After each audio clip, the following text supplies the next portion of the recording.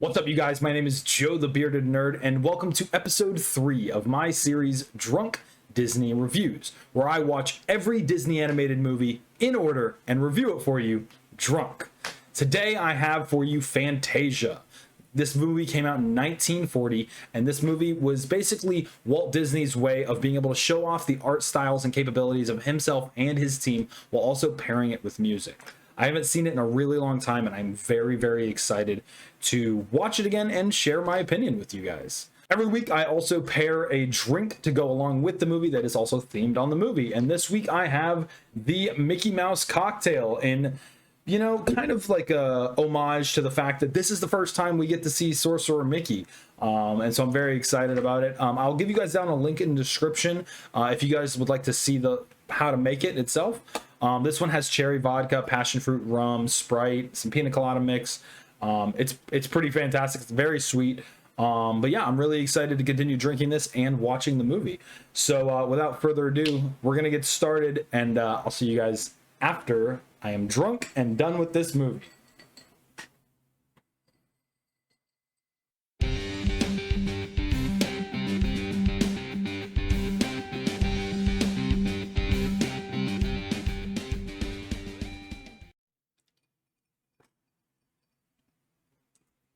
All right, so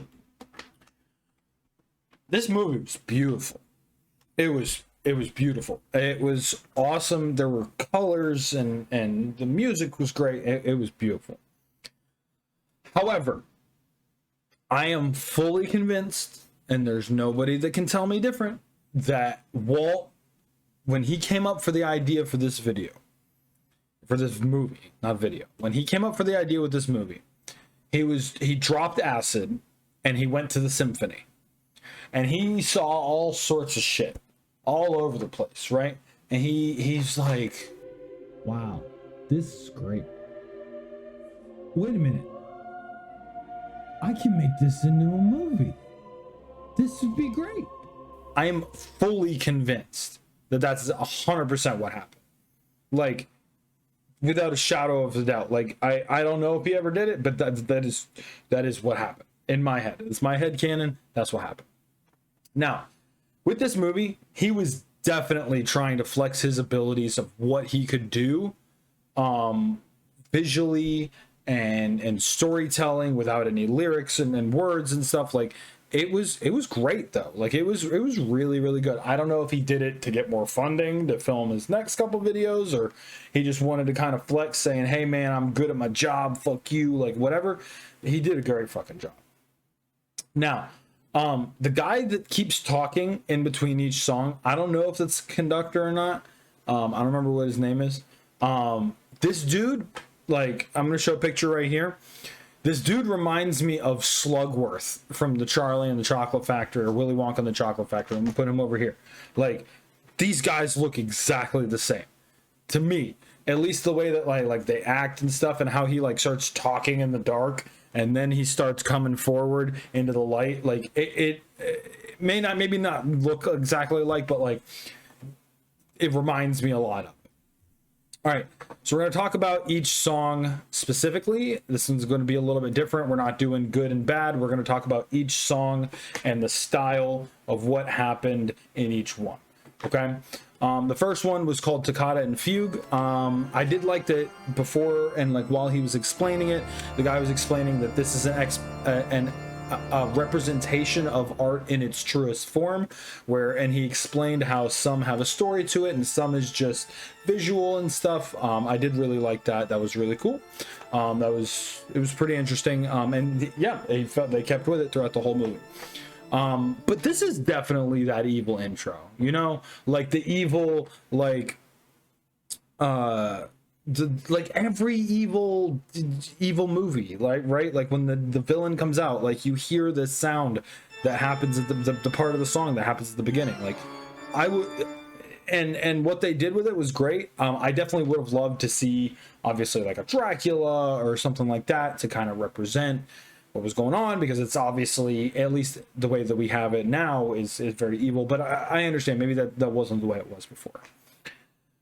But yeah, I mean, Toccata and Fugue was good. It was really entertaining. The next one was the Nutcracker Suite. All right, now the Nutcracker Suite is a whole bunch of different songs from the Nutcracker. It was good. I loved the Nutcracker. I went to go see it when I was a child, many times actually, because it was a thing that we did in elementary and middle school for some reason. I don't know why that's a thing, but whatever. But like the fairies and the flowers and shit at the beginning of this, and like kind of throughout it, but mostly just right at the beginning, first part. This was 100% like the inspiration for Tinkerbell. 100%. Like it just kind of looks like Tinkerbell, just not as defined because they're kind of just shapes of those fairies. It's not like any sort of definition, but it 100% is that. But yeah, it was really good. I love the Nutcracker music. The ballet itself is fantastic, and they did a great job with the music for this. Now, The Sorcerer and the Apprentice. This is amazing, right? Like this is the origin story per se of Merlin and Sorcerer Mickey. Now I'm a big Kingdom Hearts fan, so like Merlin is a really big, or not Merlin, I don't remember the dude's name from Kingdom Hearts. I think it might be Merlin, I don't know, but like the Sorcerer, it came from Fantasia, right? And then Sorcerer Mickey like is so well known within Disney, and like I'm a big Disney World fan. I go to Disney all the time, and like they have, you know, Fantasmic, and they have, you know, Hollywood Studios used to have the Sorcerer Mickey hat, you know, in the middle of it, and this is where it came from. And like this generalized story is the origin of the Fantasmic show at Hollywood Studios at the end of every night, which they finally brought back, by the way. I was just there for Halloween, and they finally brought back, and I was only there on the 31st and the 1st, and they brought the show back on the 3rd, and I'm so mad about it because I had to leave, but that's a different story. But yeah, this is the origin of it. But one thing I didn't realize, if you don't know, basically Mickey, who's the apprentice, you know, tries to bring he has to bring water up some stairs and down some stairs and whatever, and he's lazy, so he like basically makes the broom. He's a sorcerer's apprentice, so he tries to make the broom do the work for him, and he's like, yeah, that's great, awesome, and then he falls asleep and he realizes, oh shit, there's water everywhere, whatever, so he has to like stop the broom from bringing the water, and he doesn't know how to do that. Dude literally I didn't remember this. Dude grabs an axe and just starts fucking chopping down stuff. And like they show it off screen, but you still see the reflection of it. And he's just chopping stuff down. Like, bro, what the fuck? Oh my god. And then at the end, when the sorcerer comes down, is like, what the fuck's going on? And he fixes it in like 2 seconds. And then like Mickey's like, okay, I'm good. We're good. I got it. We're good. We're good. We're good. Yeah, all right, we're good. And then like hands the guy the broom, and as he starts to walk off, the sorcerer just whacks him in the ass on the way out and just kicks him out. I just thought it was kind of funny. But like, yeah, Sorcerer and Apprentice, yeah, I love it. Great. Amazing. And then the next song is called The Rite of Spring. It's basically like dinosaurs and shit. I'm not a huge fan of the art style in the beginning with like the volcanoes and the lava and stuff. It just looks really like elementary, very, and maybe that's what they meant, what they wanted to do. Maybe I don't know. But yeah, I just wasn't a huge fan of it. But once you actually start to see the dinosaurs, it was really cool, and they're in like the water, and the pterodactyls, and they're like flying around, and they like dive into the water and stuff. That was really cool. The dino fight scene was actually pretty dope. Between, I think it was definitely a Tyrannosaurus Rex, and I don't remember what the other one was, the one with the spines on the back. But yeah, that was really cool. It's pretty violent though, because they literally, like, as all the dinosaurs and stuff are kind of just like hanging out before the Tyrannosaurus Rex comes out, they're all just kind of hanging out, and then they just start hearing him come, and they're all just like, oh no. And then he comes out, and then he just like attacks this dinosaur, and just like their attacks, and they keep slamming his head, and then he just like snaps the dude's neck, and he's just kind of laying there. Like, that's a lot. That's a lot for a kids movie. Just like snap the dude's neck. I mean, there's no blood, so it wasn't like super violent, but like that's a lot, right? And then like there's like dinosaurs dying at the end of it in like the mud pits, and they're just like struggling, and they're like, oh no, let me out. So yeah, the end was kind of fucked up a little bit, just because, like, you know, death in a kid's movie, like showing it on screen is kind of fucked up. But yeah, like I said, Rite of Spring is pretty good. There's also an intermission. Like, literally the guy's like, we'll be back in 15 minutes.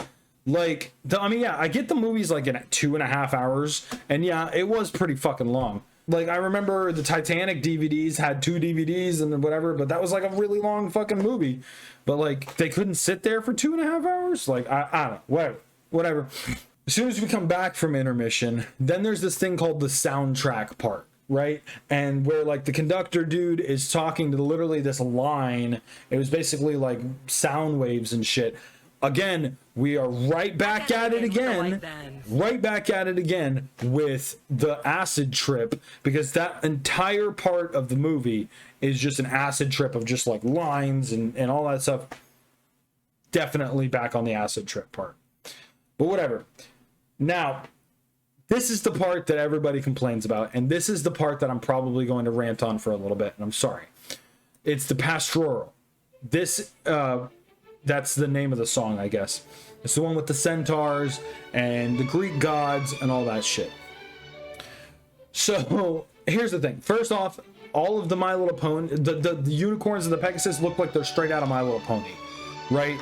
Like, that's 100% what it looks like, which is cool. They're cute, whatever, but like that's definitely what they look like. Maybe My Little Pony stole from it, who knows, I don't know. But all right, so we're going to talk about the part that everybody complains about this movie, the racist part of it, right?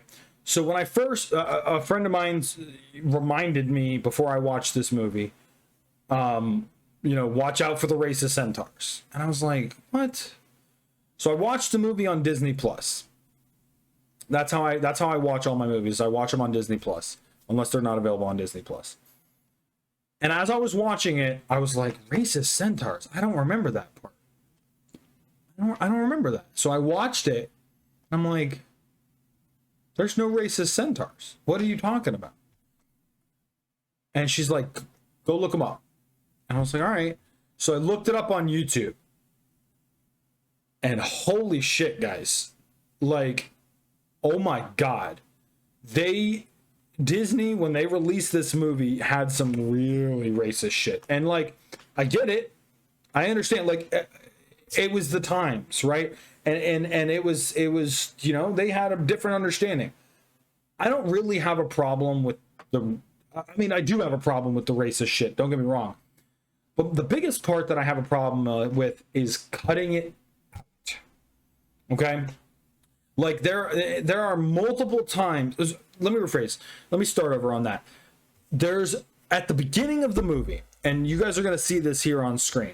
At the beginning of the movie, there's an intro about potentially harmful stereotypes, and I'm going to read this to you. Okay, this program includes negative depictions and or mistreatments of people or creatures. These stereotypes were wrong then and were wrong now. Rather than remove this content, we want to acknowledge its harmful impact, learn from it, and spark a conversation to create more inclusive future together.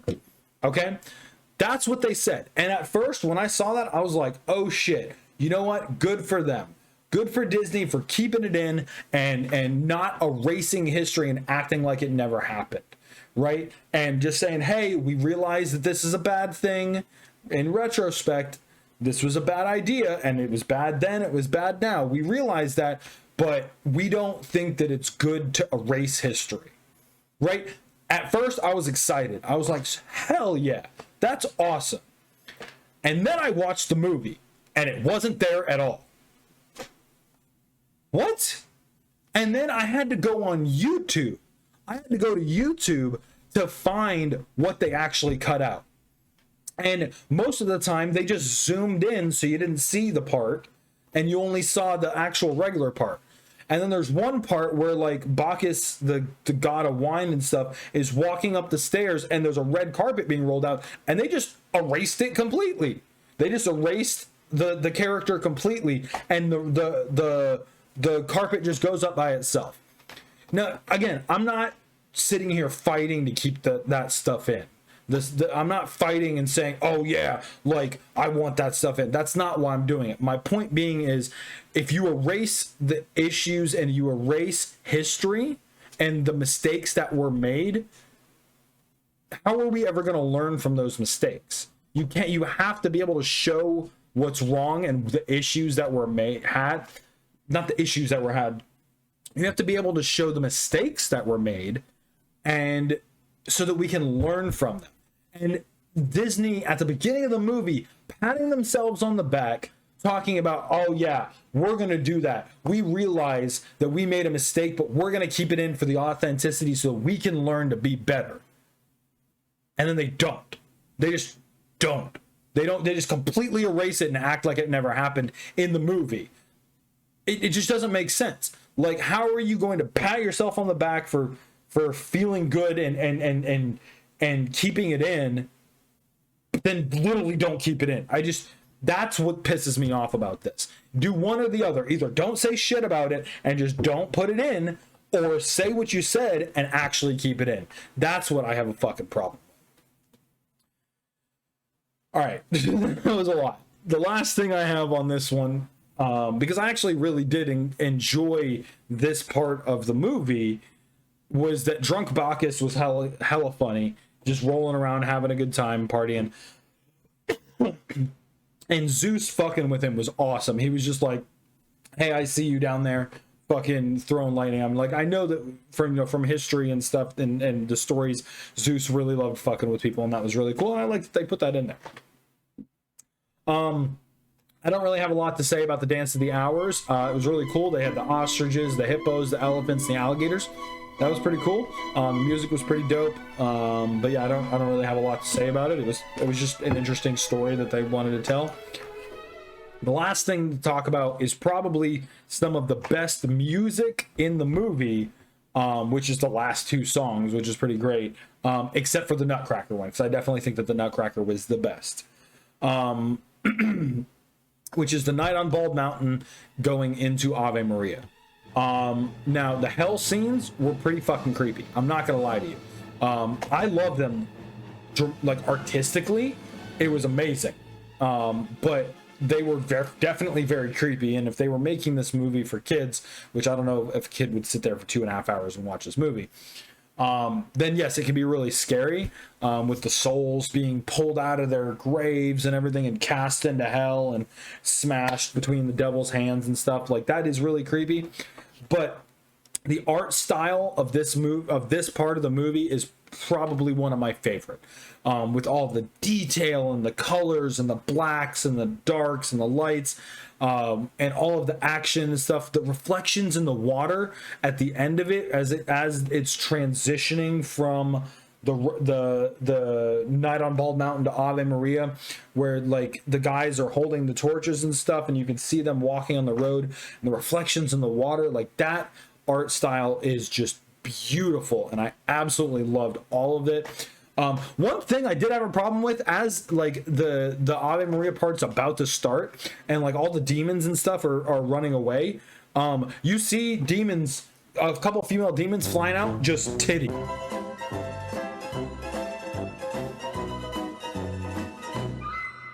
So that was interesting, but that was just interesting.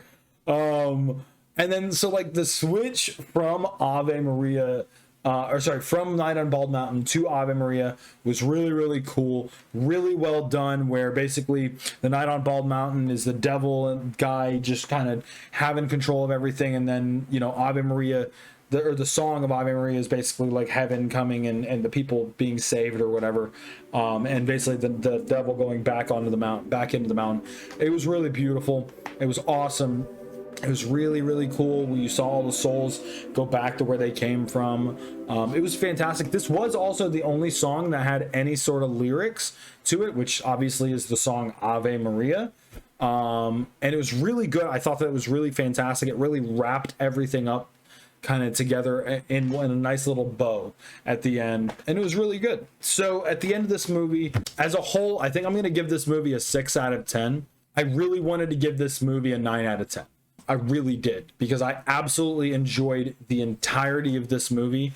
But because of the fact, well, let me explain. So it was a great representation of all the art styles that Walt Disney and his team were able to create at the time as their third animated movie. It was fantastic. I really wanted to give it a 9 out of 10, but the deleting of history just to save face for Disney and saying that they're going to do it and then not doing it at all, or saying that they're going to show it because they don't want to erase history, and denying history is terrible or whatever, and then just doing it anyway, that they're losing 3 for me on that. And so yeah, I'm giving it a 6 out of 10.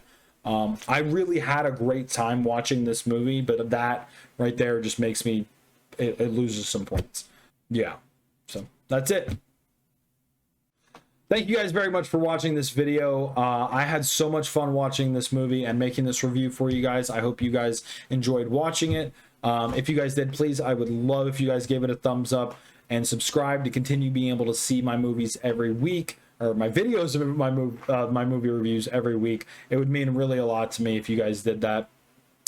Next week we will be doing Dumbo. I'm very excited about that. It's one of my favorite movies growing up, and I'm really excited about that. So thank you guys very much for watching my drunk Disney reviews. My name is Joe the Bearded Nerd, and I'll see you guys next week. Bye guys.